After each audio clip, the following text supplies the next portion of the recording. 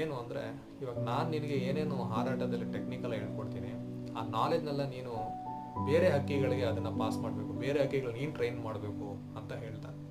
ಸರಿ ಅಂತ ಒಪ್ಕೊಳ್ತಾನೆ Fletcher. So ಈಗ ಫ್ಲೆಚರ್ ಜೊನಾಥನ್ನ ಕೆಳಗೆ ಟ್ರೈನಿಂಗ್ ಮಾಡ್ತಾನೆ. ಇವರಿಬ್ಬರು ಟ್ರೈನ್ ಮಾಡ್ತಾ ಕಲ್ತ್ಕೊಳ್ತಾ ಇರಬೇಕಾದ್ರೆ ಇನ್ನೊಂದು 5-6 ಹಕ್ಕಿಗಳು ಬಂದು ಜೊತೆಗೆ ಸೇರ್ಕೊಳ್ತಾರೆ.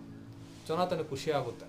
ಈ ಎಲ್ಲ ಹಕ್ಕಿಗಳಿಗೂ ಟ್ರೈನ್ ಮಾಡಿ ಒಂದಿನ ಫ್ಲೆಚರ್ ಹತ್ರ ಹೇಳ್ತಾನೆ, ನೋಡು ಈಗ ನೀನು ತುಂಬ ಕಲ್ತ್ಕೊಂಡಿದೀಯ, ಇನ್ಮೇಲೆ ನೀನು ಇವ್ರಿಗೆ ಟೀಚ್ ಮಾಡು ಅಂತ.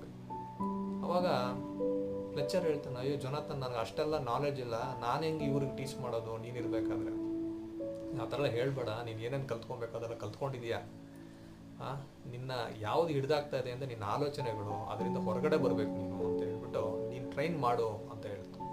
ಸರಿ ಅಂತ ಒಪ್ಕೊಳ್ತಾನೆ. ಫ್ಲೆಚರು ಬೇರೆ ಹಕ್ಕಿಗಳಿಗೆ ಟ್ರೈನಿಂಗ್ ಮಾಡ್ತಾನೆ.